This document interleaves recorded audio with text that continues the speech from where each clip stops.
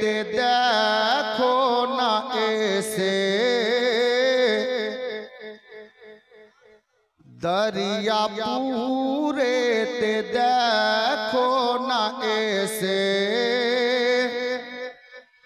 हाफिज रियाजेर मेला लेगेছে হাফিজ সাহেবের মেলা লেগেছে কিনা হ্যাঁ ওনার কারাম যে আজকে আমরা এই মেলায় হাজির হয়েছি বলতে চেয়েছি শুনুন কে দরিয়া পুরে তে দেখো না এসে হাফিজ রিয়াজের মেলা লেগেছে কে দরিয়া পুরে তে দেখো না এসে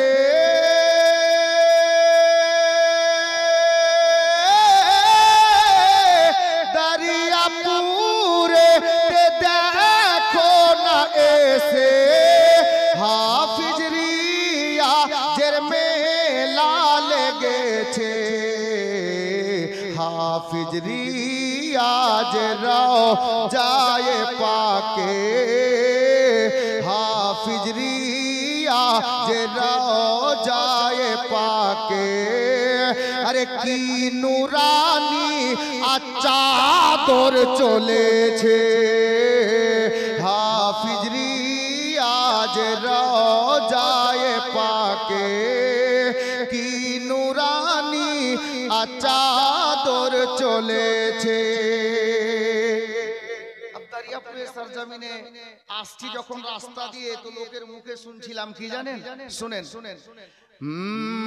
के चारिदिके सुनी आज की सुर चारिदिके सुनी आज की सुर अरे चलो सको ले जाबो दरियापुर সবার মুখে শুনছিলাম সবাই বলছে আজকে দরিয়াপুর যাব কেন শুনেন আপনারা এসেছেন যার জন্য আমি বলেছি কে চারিদিকে শুনি আজ কি সুর চলো সको ले जाबो दरियापुर के चारिदिके सुनी आज की सुर चलो सको ले जाबो दरियापुर কেনো के हाफिज रियाज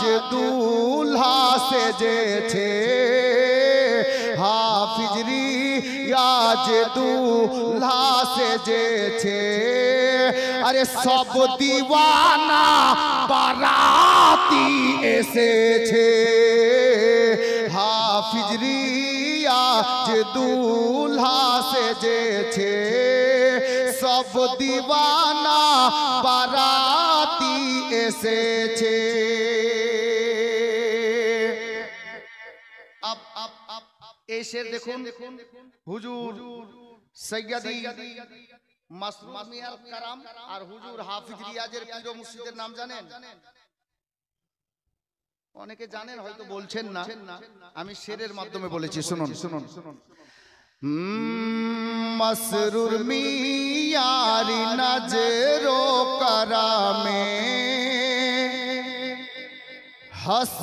हसमतालीर फैजो करामे इनार पीरेर नाम हसमत अली अब शेर सुनो मसरूर मियार नजरो करामे हसमताली रिफैजो करामे के मसरूर मियार नजरो करामे हसमताली रिफैजो करामे हाफिज रियाजेर माजार शरीफे हाफिज रियाजेर माजार शरीफे अरे अल्लाह पाके री रहमत झरिছে हाफिज रिया যে রওজায়ে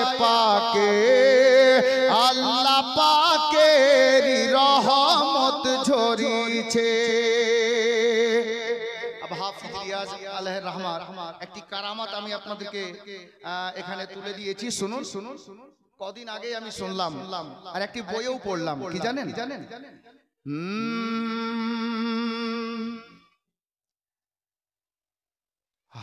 দেখো হাফিজ রিয়াজের কারামাত, কারামাতটি একটু পরে বলছি, আর একটি কারামাত শুনেন।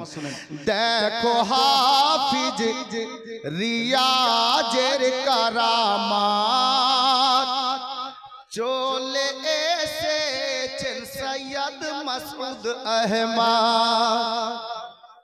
এটাও একটি কারামাত। উনি ডাক দিয়েছেন যে হুজুর আপনি আসেন, হুজুর হাজির হয়ে গেছে। মোহাব্বতে বলুন সুবহানাল্লাহ। কে হাফিজ রিয়াজের দেখো কারামাত, আরে চলে এসেছেন সৈয়দ মাসউদ আহমদ। কে দেখো হাফিজ রিয়াজের কারামাত, চলে এসেছেন সৈয়দ মাসউদ আহমদ। যিনি হাসনি হুসাইনি গো সৈয়দ, যিনি হাসনি হুসাইনি গো সৈয়দ। আরে হাফিজ রিয়াজের মেহমান হয়েছে, যিনি হাসনি হুসাইনি গো সৈয়দ। হাফিজ রিয়াজের মেহমান হয়েছে। হাফিজ রিয়াজের একটি কারামাত অনেকে জানেন, আমি অনেকগুলো শের আছে, এটা শেষ ছন্দ। মোহাব্বতে বলুন সুবহানাল্লাহ। হাফিজ রিয়াজ আসর পড়ে, আসরের নামাজ পড়ে উনি কি বলতেন আর কি হতো শুনেন। হাফিজ রিয়াজ আসর পড়ে, বলে মুরিদকে বাজার করিতে। জিন্দা কারামাত, জিন্দা ওলির শের শুনুন। হাফিজ রিয়াজ আসর পড়ে, আরে বলে মুরিদকে বাজার করিতে। কে হাফিজ রিয়াজ আসর পড়ে, বলে মুরিদকে বাজার করিতে। টাকা বের করে মুসাল্লার নিচে, টাকা বের করে মুসাল্লার নিচে। এটাও ইনার কারামাত রয়েছে, টাকা বের করে মুসাল্লার নিচে। এটাও ইনার কারামাত রয়েছে। হযরত গিরামি শের অনেকগুলো আছে, সময় সংকীর্ণ আছে, যার জন্য আমি এই মানকাবারটা এই পর্যন্তই পড়লাম। ইনশাআল্লাহ তাআলা আবার আল্লাহ হায়াতে রাখলে কোনোদিন শোনাবো। আমি যে আয়াতে কারিমা তেলাওয়াত করেছি, আল্লাহ বলছেন ইয়া আইয়ুহাল্লাযীনা আমানুত্তাকুল্লাহ ওয়া কুনু মা'আস সাদিকিন, হে ঈমানদারগণ তোমরা আল্লাহকে দেখে ভয় করো ও সত্যবাদীর সঙ্গী হয়ে যাও। সকলের জানা চেনা পহচানা আয়াতে কারিমা, অনেকে অর্থ জানেন। বিরাদরানে ইসলাম, আমরা পীর ওলিদের দরবারে উনাদের খানকাতে যাই কেন জানেন?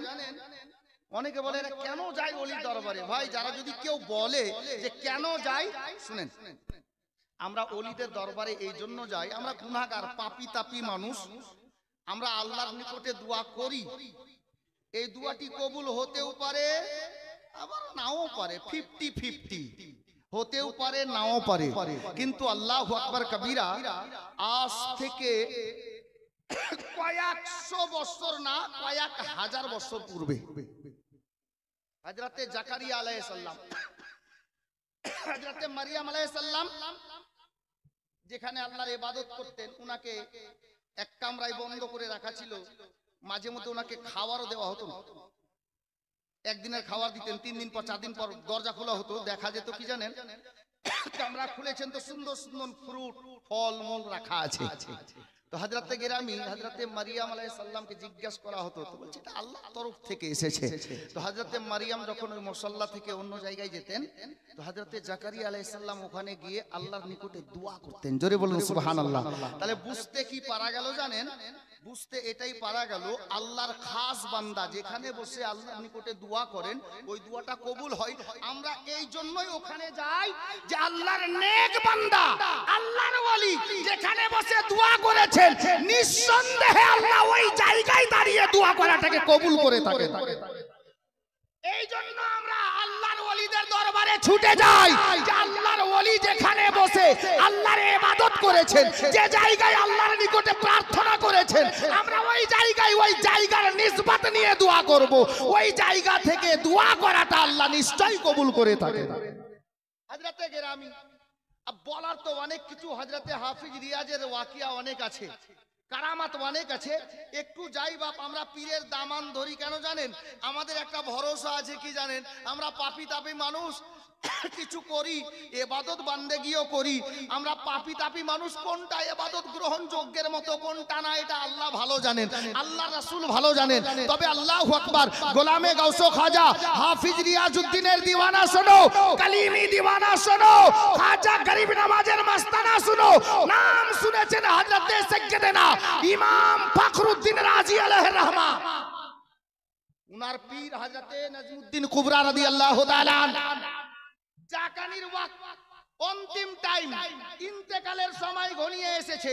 হযরতে সাইয়্যিদানা ইমাম ফখরুদ্দিন রাজি আলাইহির রহমা শেষ নিঃশ্বাস ত্যাগ করার মুহূর্তে বিছানায় শুয়ে আছেন, আর ইবলিস শয়তান হযরতে ইমামে রাজির নিকটে হাজির হয়ে গেছে আর বলছেন, এই ইমামে রাজি শোনো, তুমি তো ইসলামের খিদমত অনেক করেছো, তবে আমি আজকে তোমার নিকটে হাজির হয়েছি, তুমি যদি কোরআন থেকে আল্লাহ এক দলিল দিতে পারো তাহলে আমি আজকে কলমা পড়ে ইসলাম কবুল করব আর তোমার গোলাম হয়ে যাব। হযরতে গেরামি বিরাদরানে ইসলাম হযরতে ইমাম ফখরুদ্দিন রাজি আলাইহির রহমা আল্লাহ এক ওয়াহদাহু লা শরীক একখানা দলিল পেশ করলেন। ইবলিস বলছে এটা বাদ দিয়ে আর কোন দলিল থাকে তো দাও, তাহলে আমি কলমা পড়ে নেব।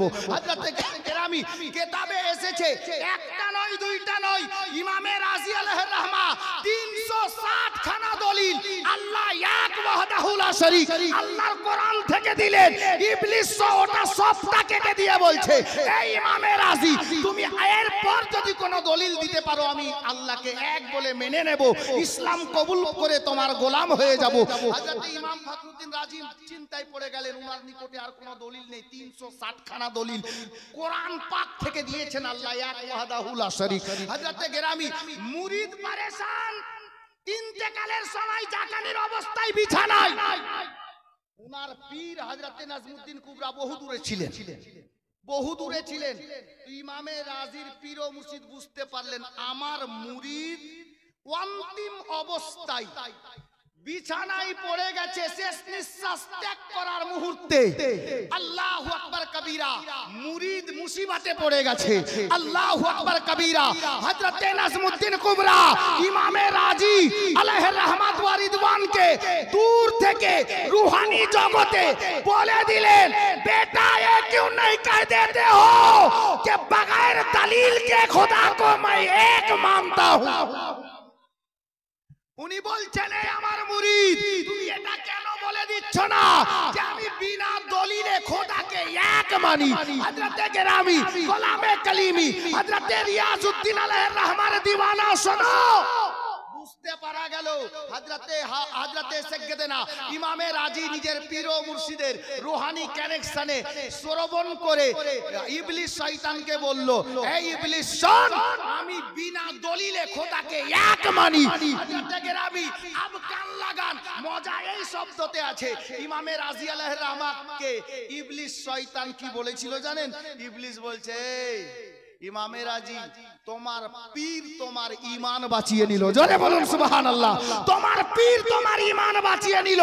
হযরতে গেরামি বলতে এটাই চাই, উনি এত বড় আল্লাহর ওলি হওয়া সত্ত্বেও ইন্তেকালের সময় জাকানির অবস্থাতে উনার ঈমান বাঁচালেন উনার পীর। জোরে বলুন, ঈমান বাঁচালেন উনার পীর। তাহলে আমরা কোন খেতের মুলি? কত বড় মৌলবি, কত বড় ডাক্তার, কত বড় শিক্ষিত, রাহবারির জরুরত আছে। পীর ধরা অপরিহার্য, পীর ও মুর্শিদের দামান ধরা লাগবে।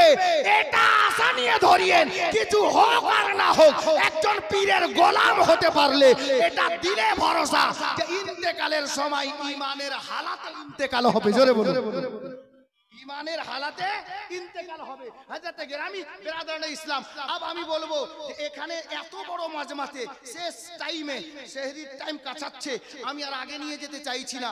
আচ্ছা বাপ, এখানে এরকম কোন লোক আছেন যে এখনো মুরিদ হননি? আছেন?